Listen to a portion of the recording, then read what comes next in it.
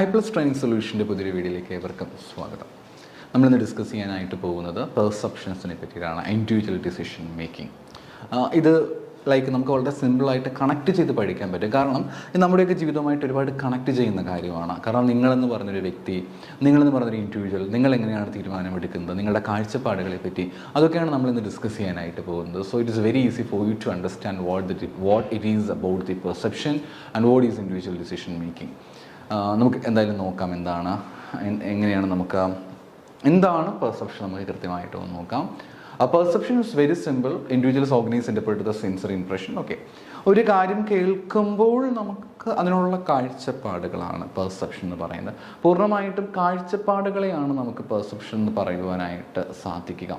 കാഴ്ചപ്പാടുകൾ എന്ന് പറയുമ്പോഴത്തേക്ക് ഒരു കാര്യം സംഭവിക്കുമ്പോൾ എങ്ങനെയാണ് ആളുകൾ അതിനെ നോക്കിക്കാണുന്നത്. ഇപ്പോൾ ചില ആൾക്ക് നമ്മുടെ ജീവിതത്തിൽ എന്തെങ്കിലും ഒരു പ്രയാസം ഉണ്ടാകുന്ന ഒരു നെഗറ്റീവ് സിറ്റുവേഷൻ ഉണ്ടാകുമ്പോഴത്തേക്ക് ചിലർ ഭയങ്കരമായിട്ട് തളർന്നു പോകും, ഡൗൺ ആയി പോകും. ബിക്കോസ് ഒരു വലിയ നെഗറ്റീവായിട്ടുള്ള സിറ്റുവേഷൻ വന്നു, എനിക്കത് മാനേജ് ചെയ്യാനായിട്ട് പറ്റത്തില്ല, ഭയങ്കര ആൻസൈറ്റി, ഭയങ്കര ടെൻഷൻ.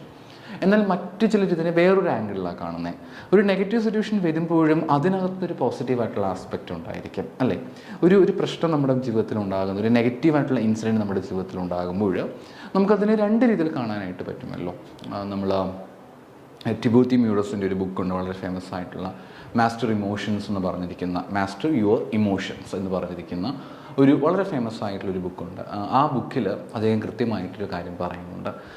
വറീസിനെ പറ്റി പറയുന്നുണ്ട്. സ്ട്രെസ്സും വറീസും തമ്മിൽ ഒരുപാട് വ്യത്യാസമുണ്ട്. സ്ട്രെസ് എന്ന് പറയുമ്പോഴത്തേക്ക് ആ സമയത്തുള്ള കാര്യമാണ്, എന്നാൽ വറീസ് എന്ന് പറയുമ്പോഴത്തേക്ക് അങ്ങനെയല്ല. നമ്മൾ പലതിനെ പറ്റി വറി ചെയ്തുകൊണ്ടേയിരിക്കുകയാണ്, വിഷമിച്ചുകൊണ്ടേയിരിക്കുകയാണ്, ആകുലപ്പെട്ടുകൊണ്ടിരിക്കുകയാണ്. ഒന്നുകിൽ കഴിഞ്ഞ കാര്യത്തെ പറ്റിയിട്ടായിരിക്കും, അല്ലെങ്കിൽ ഇനി നടക്കാൻ പോകുന്ന കാര്യത്തെ പറ്റിയിട്ടായിരിക്കും. പക്ഷേ ഇവിടെ അദ്ദേഹം ചോദിക്കുന്ന, തിബോത്തി മ്യൂറസ് അദ്ദേഹത്തിൻ്റെ ആ ബുക്കിൽ ചോദിക്കുന്ന ഒരു കാര്യമുണ്ട്. ഈ രണ്ട് കാര്യങ്ങളെപ്പറ്റി ചിന്തിച്ചിട്ടും എന്താണ് പ്രയോജനം ഉണ്ടാകുന്നത്? നമ്മുടെ ജീവിതത്തിൽ വിഷമിക്കുന്ന ഒരു കാര്യത്തെപ്പറ്റി ചിന്തിച്ചു എന്നതുകൊണ്ട് നിങ്ങൾക്ക് എന്ത് നേട്ടമാണ് ഉണ്ടാകാനായിട്ട് പോകുന്നത്? നിങ്ങളുടെ ജീവിതത്തിൽ സന്തോഷകരമായ ഒരു കാര്യം, നിങ്ങളുടെ ജീവിതത്തിൽ നടന്നിട്ടുള്ള നെഗറ്റീവ് കാര്യത്തെപ്പറ്റി ചിന്തിച്ചിട്ട് നമുക്ക് എന്ത് പ്രയോജനമാണ് ഉണ്ടാകാൻ പോകുന്നത്? അതേപോലെ തിരിച്ച് നിങ്ങളുടെ ജീവിതത്തിൽ നടക്കാൻ പോകുന്ന നെഗറ്റീവ് കാര്യത്തെപ്പറ്റി ഇപ്പോൾ ചിന്തിച്ചിട്ട് എന്താണ് പ്രയോജനം? ഓൾറെഡി കഴിഞ്ഞ കാര്യം കഴിഞ്ഞു, ഇനി അതിനകത്തൊന്നും ചെയ്യാനായിട്ടില്ല. നടക്കാനുള്ള കാര്യം വരാനിരിക്കുന്നതേ ഉള്ളൂ, അത് വരികയോ വരാതിരിക്കുകയോ ചെയ്യാം. സോ അതിനെപ്പറ്റി ചിന്തിച്ചിട്ടും പ്രത്യേകിച്ച് വലിയ കാര്യമില്ല. ആ രീതിയിൽ ചിന്തിക്കുന്നവരും ഉണ്ട്. രണ്ട് പെർസ്പെക്റ്റീവിൽ നമുക്ക് ചിന്തിക്കാമല്ലോ. എല്ലാം കഴിഞ്ഞു ചിന്തിക്കുന്ന ഒരാൾക്കാരുടെ കാഴ്ചപ്പാടാണ്. ഇനി കഴിഞ്ഞില്ല, എനിക്കിനിയും മുന്നോട്ട് പോകാനായിട്ട് സാധിക്കും, ഇനിയും ജീവിതത്തിൽ കുറേയൊക്കെ എത്തിച്ചേരാൻ പറ്റും, കരഞ്ഞിരുന്നത് കൊണ്ട് പ്രത്യേകിച്ച് കാര്യമൊന്നുമില്ല എന്ന് ചിന്തിക്കുന്നത് മറ്റൊരു പെർസ്പെക്റ്റീവാണ്. അപ്പോൾ അതിനെ പറ്റിയിട്ടാണ് ഇവിടെ കൃത്യമായിട്ടും പറയുന്നത്. അപ്പോൾ കാഴ്ചപ്പാടുകൾ വ്യത്യസ്തമാണ്, ആളുകൾ വ്യത്യസ്തമായിട്ട് വരികയും ചെയ്യും. എങ്ങനെയാണ് നമ്മുടെ എൻവയോൺമെൻറ്റിനെ ഇൻ്റർപ്രറ്റ് ചെയ്തെടുക്കുന്നു എന്നുള്ളതാണ് പെർസെപ്ഷൻ എന്നുള്ളത് കൊണ്ട് ഉദ്ദേശിക്കുന്നത്. എങ്ങനെ പെർസീവ് ചെയ്യുന്നു എന്നുള്ളതും വളരെ പ്രധാനപ്പെട്ട കാര്യമാണ്. ആ പെർസീവ് ചെയ്യുമ്പോൾ തന്നെ ഒരാളുടെ വിശ്വാസങ്ങളെ അടിസ്ഥാനമാക്കിയില്ല. കാരണം ഞാൻ എന്ത് ചെയ്താലും തെറ്റായി, ഇപ്പോൾ ഒരു നെഗറ്റീവ് സിറ്റുവേഷൻ ഉണ്ടാവുകയാണ്, പറയുകയാണ്, അല്ലെങ്കിൽ ഞാൻ എന്ത് ചെയ്താലും പ്രശ്നമാണ്, അല്ലെങ്കിൽ നീ എന്തോ ചെയ്തു കഴിഞ്ഞാൽ നീ നെഗറ്റീവിൽ എത്തുകയുള്ളൂ എന്ന്, അതൊക്കെ ഓരോ ആൾക്കാരുടെ കാഴ്ചപ്പാടുകളുടെ വ്യത്യാസമാണ്. ഒരു ഇൻസിഡൻറ്റ് ഉണ്ടാകുന്ന സമയത്ത്, അല്ലെങ്കിൽ ചില ആൾക്കാരെ കാണുന്ന സമയത്ത് അവർ ചിലപ്പോഴും ഇങ്ങനെ ചിന്തിക്കാം, അത് നെഗറ്റീവായിട്ടും മോശമായിട്ടൊക്കെ ചിന്തിക്കാനുള്ള സാധ്യത ഉണ്ട്. അപ്പം നെഗറ്റീവായിട്ട് ചിന്തിക്കുന്നു എന്നുള്ളത് അവരുടെ കാഴ്ചപ്പാടിൻ്റെ ബുദ്ധിമുട്ടാണ്. അപ്പം അത് ശരിക്കും പറഞ്ഞു കഴിഞ്ഞാൽ അറിഞ്ഞിരിക്കേണ്ടത് വളരെ അത്യാവശ്യമാണ്. ഒരു സ്ഥാപനത്തെ മുന്നോട്ട് നയിക്കുന്നതിൽ പെർസെപ്ഷനെ പറ്റിയുള്ള ഒരു അണ്ടർസ്റ്റാൻഡിങ്ങിന് വലിയ പ്രാധാന്യമുണ്ട് എന്ന് കൃത്യമായിട്ട് നിങ്ങൾ ഓർത്ത് വെക്കണം. Because it's A very important topic. Then what are the factors that influencing perception? ഒരുപാട് ഫാക്ടേഴ്സുകൾ ഉണ്ട്. അത് പെർസീവറിൽ നിന്നോ അല്ലെങ്കിൽ പെർസീവ് ചെയ്യുന്ന നമ്മൾ ടാർഗറ്റ് ചെയ്യുന്ന ആളിൽ നിന്നുമൊക്കെ നമുക്കിത് ഉണ്ടാകാനായിട്ട് പറ്റും. ആദ്യം പറയുന്നത് പെർസീവർ എന്നുള്ളതാണ്. പെർസീവർ എന്ന് പറയുന്ന ആളാണ് ഒരു കാര്യത്തെ ലുക്ക് ചെയ്യുന്ന, നോക്കുന്ന ഒരു വ്യക്തിയെ വിളിക്കുന്ന പേരാണ് പെർസീവർ എന്ന് പറയുന്നത്. അദ്ദേഹമായിരിക്കും ഈ കാര്യങ്ങളൊക്കെ ഇൻ്റർപ്രിറ്റ് ചെയ്ത് എടുക്കുന്നത്. അതിന് ഒരുപാട് കാര്യങ്ങൾ, ഒരു വ്യക്തിയുടെ ആറ്റിറ്റ്യൂഡ്സ്, ബിലീഫ്, ഇൻട്രസ്റ്റ്, എക്സ്പെക്റ്റേഷൻസ് തുടങ്ങിയിട്ടുള്ള കാര്യങ്ങളൊക്കെ തന്നെയും മറ്റൊരാളുടെ പെർസെപ്ഷനെ തീർച്ചയായിട്ടും ബാധിക്കുന്ന കാര്യങ്ങൾ തന്നെയാണ്. ഒരാളുടെ ആറ്റിറ്റ്യൂഡ്, ഒരാളുടെ ബിലീഫ്സ്. ഇപ്പം എൻ്റെ മനസ്സിൽ കുറേ വിശ്വാസങ്ങളുണ്ടായിരിക്കും. ആ വിശ്വാസങ്ങളാണ് ശരിയെന്ന് ഞാൻ ഉറച്ച് വിശ്വസിക്കുന്നുണ്ട് എങ്കിൽ അതൊരു പക്ഷേ പൊതുസമൂഹത്തിന് ദോഷമുണ്ടാക്കുന്ന വിശ്വാസങ്ങളായിരിക്കും. അപ്പോൾ ഞാൻ എങ്ങനെയായിരിക്കും കാണുക? എൻ്റെ കാഴ്ചപ്പാടുകൾ തീർച്ചയായും വ്യത്യസ്തമായിട്ടായിരിക്കും ഉണ്ടാവുക. ഒരു നെഗറ്റീവ് സിറ്റുവേഷൻ ഉണ്ടാകുമ്പോഴത്തേക്ക് നീ കാരണമാണ്, ഇന്ന് രാവിലെ ഞാൻ നിന്നെ കണ്ടിട്ട് പോയത് കൊണ്ടാണ് എൻ്റെ ജീവിതത്തിൽ ഇന്ന ദിവസം എനിക്കൊരു നെഗറ്റിവിറ്റി ഉണ്ടായത് എന്ന് വിശ്വസിക്കുന്ന ആൾക്കാരുണ്ട്. അത് അവരുടെ ആറ്റിറ്റ്യൂഡാണ്, അവരങ്ങനെയാണ് ബിലീവ് ചെയ്ത് വെച്ചിരിക്കുന്നത്. അങ്ങനെ വരുമ്പോഴത്തേക്ക് അവർക്ക് ആ ഒരു കാഴ്ചപ്പാടാണ് ഉള്ളത്. എല്ലാ കാര്യങ്ങൾക്കും ഉണ്ടല്ലോ കാഴ്ചപ്പാട്. ഇപ്പോൾ ജാതി, മതം, ഇതിനെ വെച്ചുകൊണ്ട് തന്നെ നീ അപ്പർ കാസ്റ്റാണ്, അല്ലെങ്കിൽ നീ ലോവർ കാസ്റ്റാണ്, ഞാൻ അപ്പർ കാസ്റ്റാണ്, അതുകൊണ്ട് ആ ലോവർ കാസ്റ്റ് വെച്ചുകൊണ്ട് ലോവർ കാസ്റ്റ് എപ്പോഴും നെഗറ്റീവായിട്ട് ചെയ്യൂ എന്ന് വിശ്വസിക്കുന്ന ചില ആളുകൾ ഉണ്ടായിരിക്കും. അതൊക്കെ തീർത്തും തെറ്റായിട്ടുള്ള കാര്യമാണ്.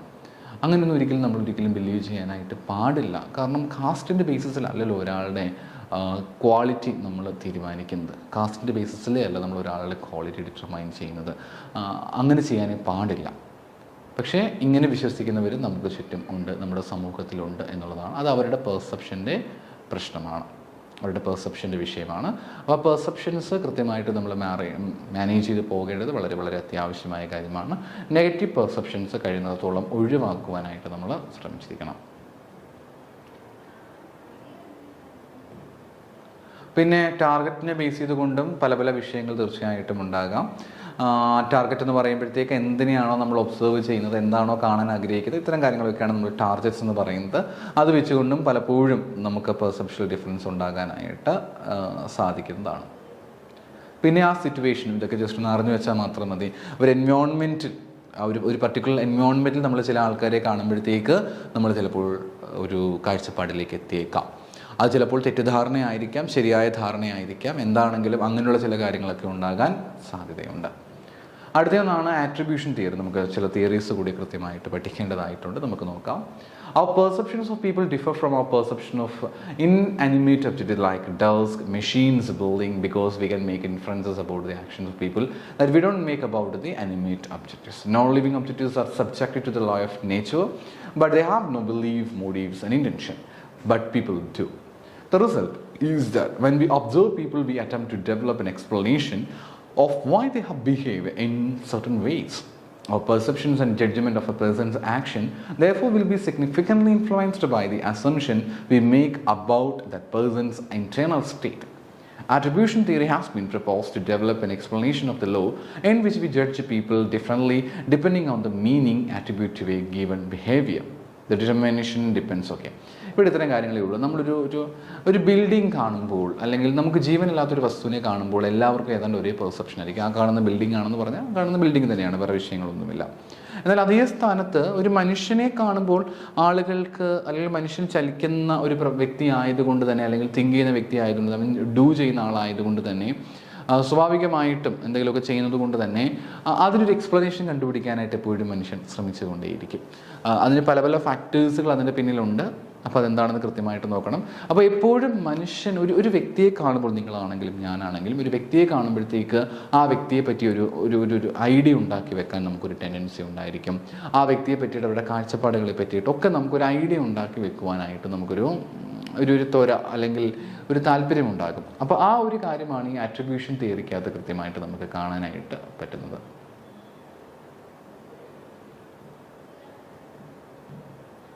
So determination depends on the 3 factors. 3 ഫാക്ടേഴ്സിൽ ഡിപ്പെൻഡ് ചെയ്തിട്ടാണ് നമുക്ക് ഡിറ്റർമിനേഷൻ കാണാൻ സാധിക്കുന്നത്. ഡിസ്റ്റിങ്ക്റ്റ്നെസ് ആൻഡ് കൺസെൻസസ്, കൺസിസ്റ്റൻസി. 3 കാര്യങ്ങളെ അടിസ്ഥാനമാക്കിയിട്ടാണ് ഓരോ വ്യക്തി, ഇപ്പോൾ ഞാനൊരു വ്യക്തിയെ കാണുന്ന പോലെ ആയിരിക്കണമെന്നില്ല മറ്റൊരു വ്യക്തി ഈ ഒരാളെ കാണുന്നത്. വ്യത്യാസം തീർച്ചയായിട്ടും ഉണ്ടാകും. അപ്പോൾ ഈ 3 ഫാക്ടേഴ്സുകളുടെ അടിസ്ഥാനത്തിലാണ് ഈ വ്യത്യാസങ്ങൾ തീർച്ചയായിട്ടും ഉണ്ടാകുന്നതായിട്ട് നമുക്ക് കാണാനായിട്ട് പറ്റുക. Basically, the theory suggests that when we observe an individual's behavior, we attempt to determine whether it was internally and externally caused. Externally caused behaviors are seen as resulting from the outside causes, and that is, a person is seen as having been forced into the behavior situation. If one of the employees is late for work, we might be attribute his lateness is pertaining to the hours of the morning and oversleeping. This would be an internal attribution, but attributing arrival late to major automobile accident. Okay, ഇവിടെ പറഞ്ഞ കാര്യം ഇത്രയേ ഉള്ളൂ. ഒരു വ്യക്തി ലേറ്റായിട്ട് വരുവാന്ന് കരുതുക, ഒരു എംപ്ലോയി ലേറ്റായിട്ട് വരുമ്പോഴത്തേക്ക് നിങ്ങൾ തന്നെ ചിന്തിക്കുകയാണ്, ആ വ്യക്തി ചിലപ്പം രാവിലെ ഒരുപാട് ലേറ്റായിട്ട് എഴുന്നേറ്റത് കൊണ്ടായിരിക്കാം അത്. അതപ്പോൾ എൻ്റെ ഇൻറ്റേർണൽ ആയിട്ടുള്ള കാര്യമാണ്, ചിലപ്പോൾ ആ ഒരു റീസൺ വെച്ചുകൊണ്ടായിരിക്കാം. എന്നാൽ ഒരു പക്ഷേ ആക്സിഡൻറ്റ് സംഭവിക്കാമല്ലോ. ഒരു അപകടം ഉണ്ടാകുമ്പോൾ അതിൻ്റെ അടിസ്ഥാനത്തിൽ വേണമെങ്കിലും എന്തുണ്ടാകാം, പ്രോബ്ലംസ് ഉണ്ടാകാം. അപകടമുണ്ടാകുമ്പോൾ, അപകടം സംഭവിക്കുമ്പോൾ ആ അപകടം കാരണമായിരിക്കാം ആ വ്യക്തി എന്താകുന്നത് ലേറ്റായിട്ട് വരാനായിട്ടുള്ള റീസണായിട്ട് വരുന്നത്. ഇതൊക്കെ ഓരോ ആൾക്കാരുടെയും കാഴ്ചപ്പാടുകളിനെ അടിസ്ഥാനമാക്കിയിട്ടാണ് നമുക്ക് പറയുവാനായിട്ട് പറ്റുന്നത്. Determination depends largely on the 3 factors. 3 കാര്യങ്ങളെ അടിസ്ഥാനമാക്കിയിട്ടാണ് നമ്മൾ ഒരു സിറ്റുവേഷൻ കാണുമ്പോൾ ഇന്നതാണ് അല്ല മറ്റേതാണെന്ന് ബിലീവ് ചെയ്യുന്നത്. ഒന്ന് ഡിസ്റ്റിങ്ക്റ്റ്നെസ് ആണ്. Refers whether individual displays different behaviour in different situation. That is employee who arrives late today is also the source of complaints by the co-workers of being goof. And what we want to know is whether this behavior is unusual. If it is, the observer is likely to give the behavior an external attribution. If this action is not usual, probably judge it as internal. അതായത് ഒരു കാര്യം മാത്രം നിങ്ങൾ ചിന്തിച്ചാൽ മതി. ഒരു employee ലേറ്റായിട്ട് വന്നു എന്ന് പറയുകയാണ്. അപ്പോൾ ആൾക്കാർ അല്ലെങ്കിൽ അവിടെയുള്ള ബാക്കി എംപ്ലോയീസൊക്കെ പറയുകയാണ് ഇയാൾ എന്നും ലേറ്റായിട്ടാണ് വരുന്നത്. അപ്പോൾ നമുക്ക് എന്ത് തീരുമാനിക്കാം? ഒബ്വിയസായിട്ടും ഇയാൾ മടി കാരണമാണ്. ബിക്കോസ് യൂഷ്വൽ ആയിട്ടുള്ള കാര്യമാണല്ലോ, ഇൻറ്റേർണലായിട്ട് നമുക്ക് ചിന്തിക്കാവുന്ന കാര്യം മാത്രമേ ഉള്ളൂ. എന്നാൽ അതേ സ്ഥാനത്ത് എല്ലാ ദിവസവും നേരത്തെ വരുന്നൊരു വ്യക്തി പെട്ടെന്ന് ലേറ്റായിട്ട് വരികയാണ്. അപ്പോൾ എന്ത് സംഭവിക്കുന്നുണ്ട്? അതിനകത്ത് എന്തൊക്കെയോ ചില പ്രശ്നങ്ങൾ നമുക്ക് കാണാനായിട്ട് പറ്റുന്നു, എന്തൊക്കെയോ ചില പ്രോബ്ലംസ് നമുക്ക് അവിടെ കാണുവാനായിട്ട് പറ്റും. അപ്പോൾ ആ ഒരു പ്രശ്നം കാരണമാണ് എന്ത് ചെയ്യുന്നത്, ആ വ്യക്തി ലേറ്റായിട്ട് വരുന്നത് നമുക്ക് ചിലപ്പോൾ തോന്നിയേക്കാം. സോ അത് മറ്റൊരു പ്രധാനപ്പെട്ട പോയിൻ്റായിട്ടാണ് പറയുന്നത്. അപ്പോൾ അത് എക്സ്റ്റേണൽ ആയിട്ടായിരിക്കും വരിക.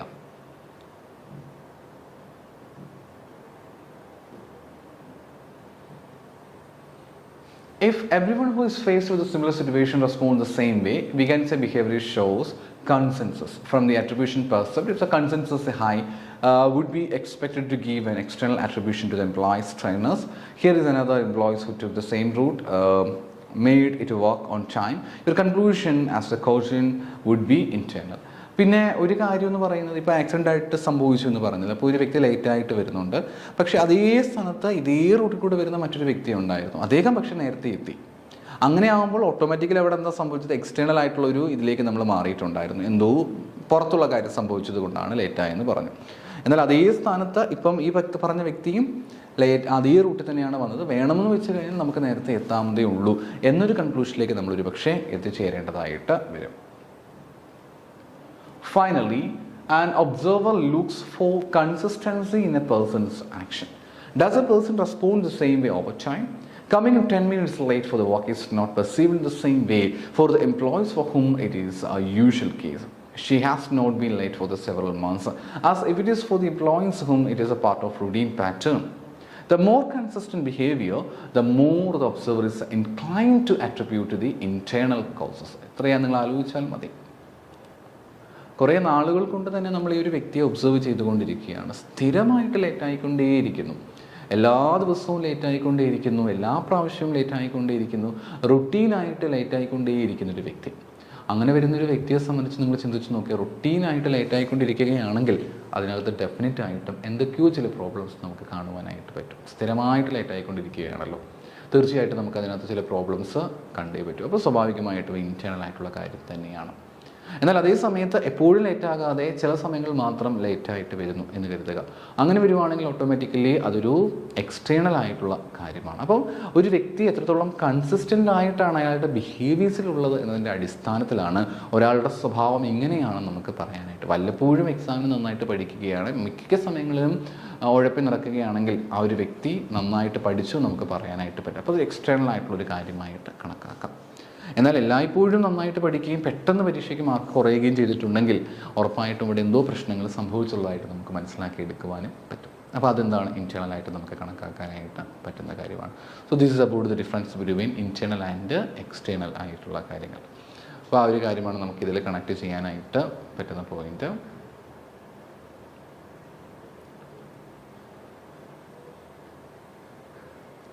And frequently used shortcuts in judging others. We use a number of shortcuts when we judge others. Perceiving, interpreting what others do is burdensome. As a result, individuals develop a techniques of making the tasks more manageable. These techniques are frequently valuable and they allow us to make an accurate perception rapidly and provide valid data for making predictions. However, they are not foolproof. They cannot get us in trouble. Some of these shortcuts are this. അതായത് ഒരു വ്യക്തിയെ കാണുമ്പോഴത്തേക്ക് ഒരു വ്യക്തി വരുന്നു, അയാൾ ഇങ്ങനെയാണ്, അതാണ് ഇതാണെന്നൊക്കെ നമ്മൾ പെർസെപ്ഷൻസ് അതിന് പെർസീവ് ചെയ്ത് നിൽക്കാനായിട്ട് നമുക്ക് പറ്റുകയില്ല. അത് അങ്ങനെ ചിന്തിച്ചെടുക്കുക എന്ന് പറഞ്ഞാൽ തന്നെ ഒരുപാട് സമയമെടുക്കുന്ന കാര്യമാണ്, നമ്മൾ ടയേർഡായി പോകുന്ന കാര്യമാണ്, ഒരുപാട് ട്രബിൾസമാണ്, നല്ല ഹാർഡ് വർക്ക് ചെയ്യേണ്ടതായിട്ട് വരും. അപ്പോൾ നമുക്കൊരിക്കലും അത് അക്സെപ്റ്റ് ചെയ്തു പോകാനായിട്ട് സാധിക്കുകയില്ല. അപ്പോൾ അങ്ങനെ വരുമ്പോഴത്തേക്ക് നമുക്ക് തന്നെ മുന്നിലൊരു ചോദ്യം വരികയാണ്, then what we can do എന്ന് പറയുമ്പോഴത്തേക്ക് നമുക്ക് കുറേ കാര്യങ്ങൾ ഇതിൽ ചെയ്യുവാനായിട്ട് സാധിക്കും, കുറേ കാര്യങ്ങൾ നമുക്കതിൽ മനസ്സിലാക്കി എടുക്കുവാനായിട്ട് പറ്റും. അപ്പം നമുക്ക് ചില ഷോർട്ട് കട്ടുകൾ ഉപയോഗിക്കാനായിട്ട് പറ്റും. ഒരു വ്യക്തിയെ കാണുമ്പോഴത്തേക്ക് മറ്റേ അനാലൈസ് ചെയ്തിട്ട് അയാളെ കൊള്ളാമോ ഇല്ലയോ എന്ന് പറയുന്നതിനപ്പുറത്തേക്ക് മാറി we can use certain shortcuts and on the base of shortcuts we can interpret someone's behaviours. അയാൾ ഇങ്ങനെ ആയിരിക്കും അല്ലെങ്കിൽ അങ്ങനെ മോശമായിരിക്കും നമുക്ക് കൃത്യമായിട്ട് മനസ്സിലാക്കി എടുക്കുവാനായിട്ട് പറ്റും. അപ്പോൾ എന്തൊക്കെയാണ് ഇത്തരം ബിഹേവിയേഴ്സ് നമുക്ക് കൃത്യമായിട്ടും അറിഞ്ഞിരിക്കേണ്ടത്, ഇത്തരം ഷോർട്ട് കട്ടുകൾ നമ്മൾ കൃത്യമായിട്ടും അറിഞ്ഞിരിക്കണം. എപ്പോഴും പറഞ്ഞൊരു കാര്യമുണ്ട്, 100% നമുക്ക് പൂർണ്ണമായിട്ടും ഇത്തരം ഷോർട്ട് കട്ടുകളെ വിശ്വസിക്കാനായിട്ട് പറ്റില്ല. 100% നമുക്ക് ഇത്തരം ഷോർട്ട് കട്ടുകളെ വിശ്വസിക്കാനായിട്ടേ പറ്റുകയില്ല.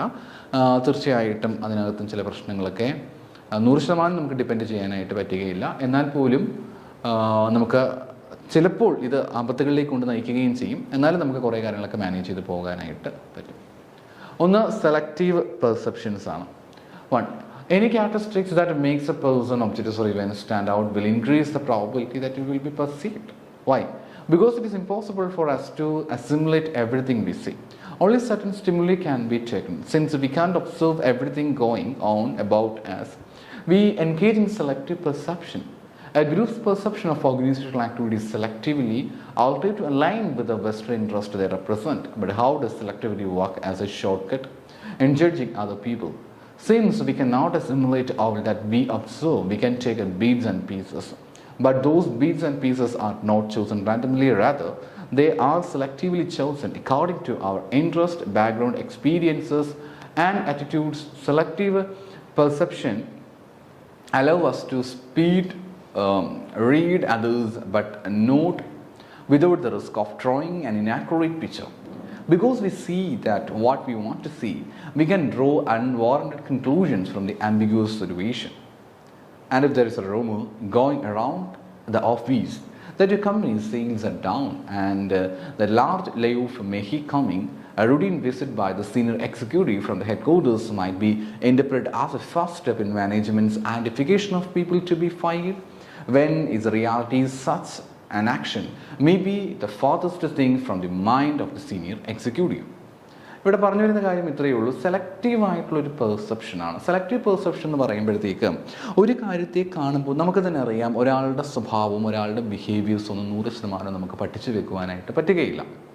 ഒരിക്കലും നമുക്ക് 100% പഠിച്ചു വെക്കാനായിട്ട് പറ്റില്ല. നമ്മൾ സെലക്റ്റീവായിട്ട് മാത്രമേ ആ കാര്യങ്ങളെല്ലാം എല്ലാം പൂർണ്ണമായിട്ട് പഠിക്കാൻ പറ്റില്ല. എന്നാലും കുറേ കാര്യങ്ങളൊക്കെ നമുക്ക് മനസ്സിലാക്കാനായിട്ട് പറ്റും, കുറേ കാര്യങ്ങളൊക്കെ നമുക്ക് അണ്ടർസ്റ്റാൻഡ് ചെയ്യുവാനായിട്ട് പറ്റും. അപ്പോൾ അതാണ് സെലക്റ്റീവ് പെർസെപ്ഷൻ എന്ന് പറയുന്നത്. എല്ലാം പൂർണ്ണമായിട്ട് അംഗീകരിക്കുക അല്ലെങ്കിൽ പൂർണ്ണമായിട്ട് മനസ്സിലാക്കുക എന്നുള്ളതല്ല, പകരം സെലക്റ്റീവായിട്ട് കാര്യങ്ങളെ പറ്റി ഒരു ഐഡിയ ഉണ്ടാക്കി വെക്കുക എന്നുള്ള ഒരു കൃത്യമായ ഉദാഹരണം ഇവിടെ കാണാനായിട്ട് പറ്റും.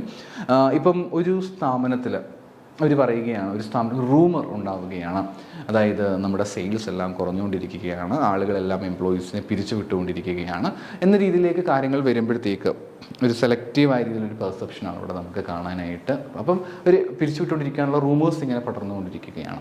പെട്ടെന്നാണ് ഒരു സീനിയർ എക്സിക്യൂട്ടീവ് കയറി വരുന്നത്. സീനിയർ എക്സിക്യൂട്ടീവ് കയറി വന്ന ശേഷം അദ്ദേഹം ഇങ്ങനെ വരുന്നതായിട്ട് നിങ്ങൾ കാണുന്നു. അപ്പോൾ നിങ്ങളുടെ മനസ്സിലേക്ക് പെട്ടെന്നുണ്ടാകുന്ന ചിന്ത എന്ന് പറയുന്നത്, ഓൾറെഡി നമുക്കറിയാം നമ്മുടെ സ്ഥാപനത്തിൽ എന്ത് സംഭവിച്ചുകൊണ്ടിരിക്കുകയാണ്, സെയിൽസ് കുറഞ്ഞുകൊണ്ടിരിക്കുകയാണ്, നമ്മുടെ സ്ഥാപനം അതിന് ഇമ്പ്രൂവ് ചെയ്യാൻ വേണ്ടിയിട്ട് ശ്രമിക്കുന്നു, പിന്നെ റൂമർ നമ്മൾ കേട്ട് കഴിഞ്ഞു ഇതേപോലെ ആൾക്കാരെ പിരിച്ചു വിടുകയാണ് എന്ന്.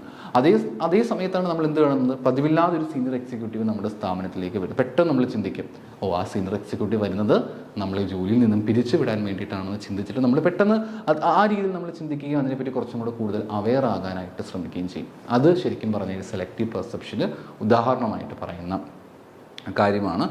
കാരണം അതേ സമയത്ത് സീനിയർ എക്സിക്യൂട്ടീവ് ശരിക്കും പറഞ്ഞു കഴിഞ്ഞാൽ ചിന്തിച്ചിട്ട് പോലും ഉണ്ടാകത്തില്ല, ഇങ്ങനൊരു സംഭവത്തെ പറ്റി, ഇങ്ങനൊരു സിറ്റുവേഷനെ പറ്റിയിട്ട് അദ്ദേഹം ചിന്തിച്ചിട്ട് പോലും ഉണ്ടാകത്തില്ല. പക്ഷെ നമ്മൾ തന്നെ അങ്ങ് സ്വയം ചിന്തിച്ചിട്ട് ഈ ഒരു തീരുമാനത്തിലേക്ക് അങ്ങ് എത്തിച്ചേരുകയാണ്. അത് നമുക്കൊരിക്കലും അക്സെപ്റ്റ് ചെയ്യാൻ പറ്റുകയില്ല എന്നുള്ളതല്ല, പകരമായിട്ട് അതിൻ്റേതായിട്ടുള്ളൊരു ബുദ്ധിമുട്ട് തീർച്ചയായിട്ടും ഉണ്ട് എന്നുള്ളതാണ് സത്യം.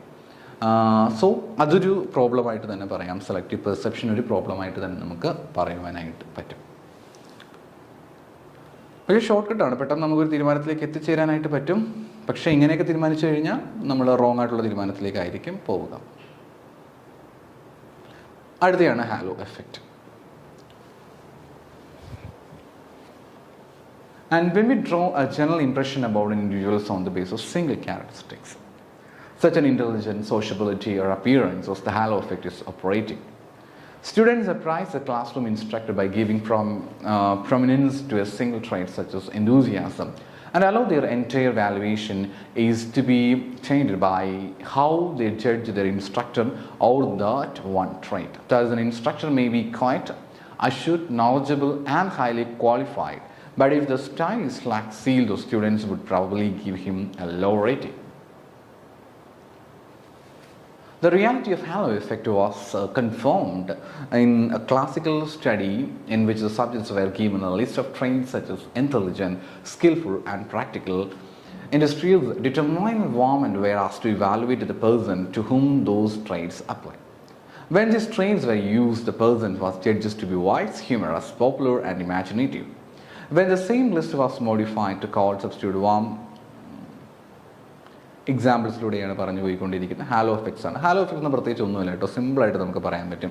അതായത് ഇപ്പം ക്ലാസ്സിൽ നന്നായിട്ട് പഠിക്കുന്ന ഒരു കുട്ടി, നന്നായിട്ട് ഇപ്പം നമ്മുടെ മുന്നിലൊക്കെ വളരെ എളിമയോടും ഭവ്യതയോടും കൂടി നിൽക്കുന്നൊരു വ്യക്തി, പക്ഷേ ആ കുട്ടി ഭയങ്കര കുഴപ്പക്കാരനായ ഒരു കുട്ടിയാണെന്ന് കരുതുക. നമ്മുടെ മുന്നിൽ വെറുതെ അഭിനയം മാത്രമേ ഉള്ളൂ. ഒരു റിയൽ പിക്ചർ എന്ന് പറഞ്ഞു കഴിഞ്ഞാൽ കുഴപ്പങ്ങളും പ്രശ്നങ്ങളൊക്കെ ഉണ്ടാക്കുന്ന ആൾ തന്നെയാണ്. ബട്ട് നമ്മുടെ മുന്നിൽ നന്നായിട്ട് അഭിനയിച്ച് തകർക്കുകയാണ്, ഞാൻ നല്ലതാണ്, കറക്റ്റാണെന്നൊക്കെ പറഞ്ഞുകൊണ്ട്.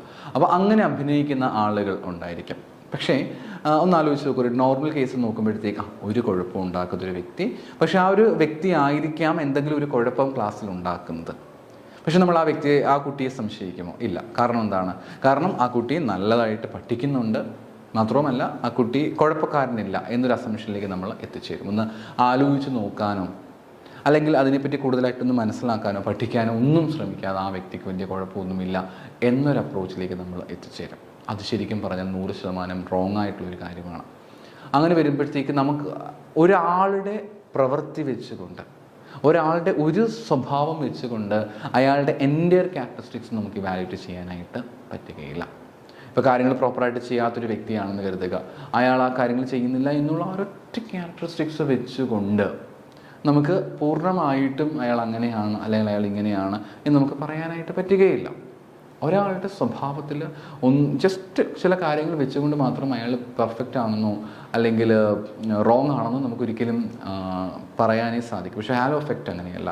ഒരാൾ ചെയ്തിരിക്കുന്ന ഒരു പ്രവൃത്തിയുടെ അടിസ്ഥാനത്തിൽ, ഒരാൾ ചെയ്തിരിക്കുന്ന അയാളുടെ ഒരു പ്രത്യേകതയുടെ അടിസ്ഥാനത്തിൽ അയാൾ ജനറലൈസ് ചെയ്യുകയാണ്. അയാളുടെ പൊതുവായിട്ടുള്ള സ്വഭാവം ഇങ്ങനെയാണ്, അയാൾ പൊതുവായിട്ട് ഇങ്ങനെയാണ് ബിഹേവ് ചെയ്യുക, അയാളുടെ പൊതു സ്വഭാവം ഇങ്ങനെയാണെന്ന് നമ്മൾ ജനറലൈസ് ചെയ്യാനായിട്ട് നമ്മൾ ശ്രമിക്കുന്നുണ്ടെങ്കിൽ അതെന്തിന് ഉദാഹരണമായിട്ട് പറയാൻ പറ്റും? Halo effect. ചില സമയത്ത് സക്സസ്ഫുൾ ആയിരിക്കും, മോസ്റ്റ് ഓഫ് ദ കേസിൽ റോങ് ആയിട്ടായിരിക്കും വരിക. അടുത്തയാണ് contrast effects. We don't evaluate a person in an isolation. Our reaction to one person is influenced by other person we have recently encountered. An illustration of how contrast effect operates in interview situation is in which one is a pack of job application.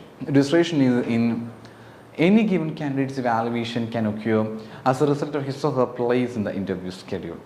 The candidate is likely to receive a more favorable evaluation if perceived by strong applicants. Okay? അപ്പോൾ ഇവിടെ പറഞ്ഞിരിക്കുന്നത് ഒരാളുടെ reaction എന്ന് പറയുന്നത് to one person is influenced by the other persons we have recently എൻകൗണ്ടർഡ്.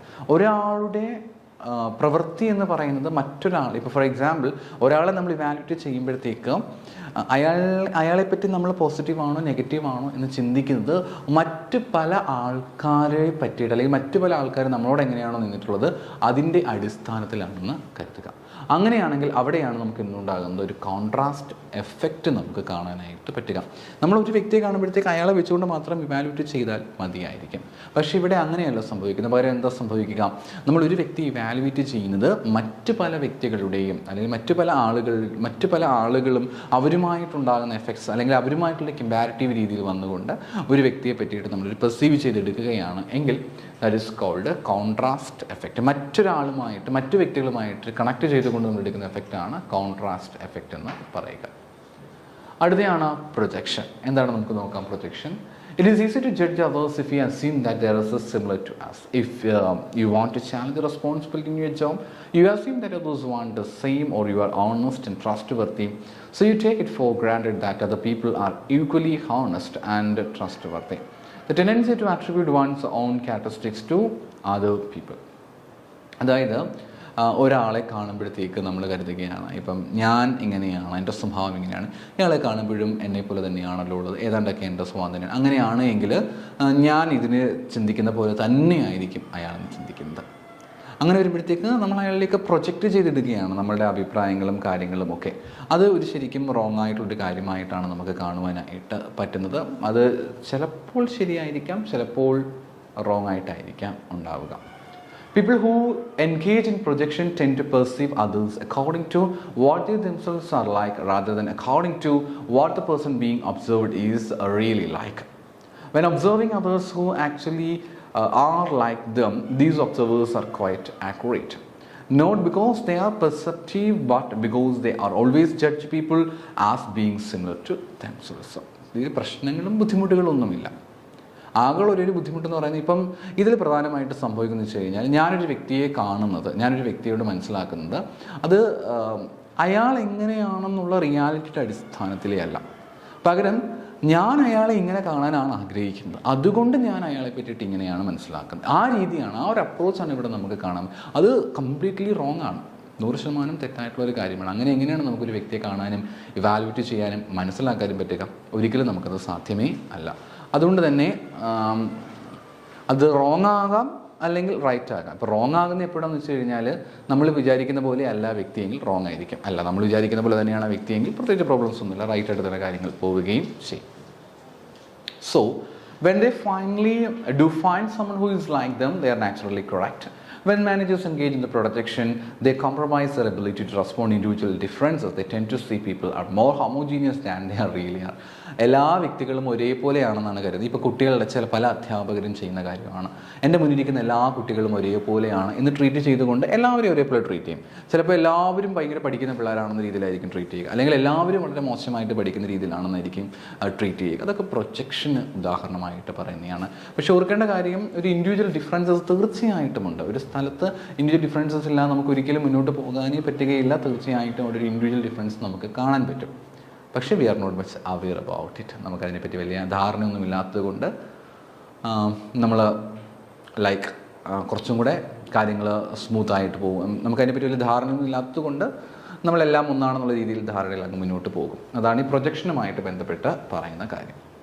അടുത്തയാണ് stereo typing. ഞാൻ പറഞ്ഞത് മറ്റേ cast base ഒക്കെ വരുന്നത്, ഇതൊക്കെ സ്റ്റീരിയോ ടൈപ്പിംഗ്. അതേപോലെ ജെൻഡർ ബേസ്ഡ് ഒക്കെ വരുമ്പോഴത്തേക്ക് സ്റ്റീരിയോ ടൈപ്പിങ്ങിലേക്കാണ് വരിക. നമുക്ക് നോക്കാം എന്താണ് സ്റ്റീരിയോ ടൈപ്പിംഗ് എന്നുള്ള കാര്യം.